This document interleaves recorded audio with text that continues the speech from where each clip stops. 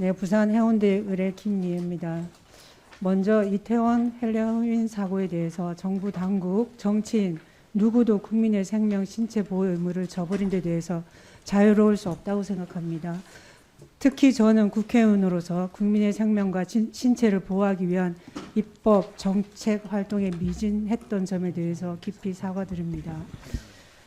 또한 윤석열 정부도 그 책임을 어디에도 미룬 바가 없습니다. 어제 경찰청장 발표에서 밝혔듯이 사고 당일 참사 발생 이전부터 수차례 상황의 위험성을 알리는 경고와 도움의 신호를 112로 보냈음에도 너무나 미흡한 현장 대응에 대해 참담한 마음 금할 게 없습니다. 정부는 사고 원인, 초동 대처 미흡 등에 대한 철저한 조사를 하고 있고 그 결과에 따라서 책임 있는 조치가 이루어질 것입니다. 위원장님, 네. 이런 대형 사고에 있어서 진상 규명이 제대로 이루어지는 것이 무엇보다 중요하죠. 네.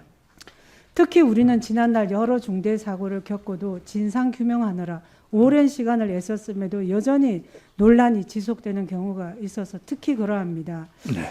그런데 지금도 여러 가짜 뉴스가 횡행해서 여론을 왜곡시키고 국론 분열을 조장하고 있는데 근절되어야 마땅하죠. 예, 그렇게 생각합니다. 네.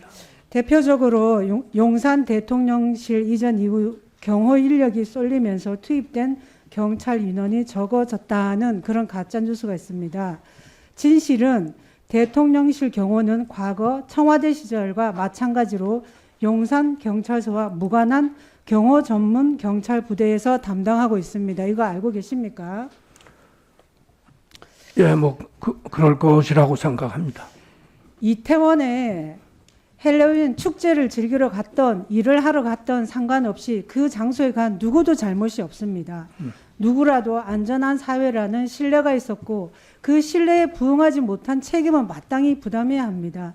위원장님, 네. 피해를 입은 희생자나 유족 그리고 현장에서 최선을 다한 경찰, 소방 인력 등 모두의 인권은 보호받아 마땅하지요. 예, 그렇게 생각합니다. 그런데 피해자에 대한 근거 없는 조롱이나 비난, 사고 현장 동영상 내지 사진이 여과 없이 소셜미디어에 전파되는 것은 피해자에 대한 2차 가해라고 생각합니다. 어떻습니까? 예, 저도 그리고 전적으로 공감합니다. 심지어 돌아가신 분들에 대해서는 사자 명예훼손도 될 수 있죠.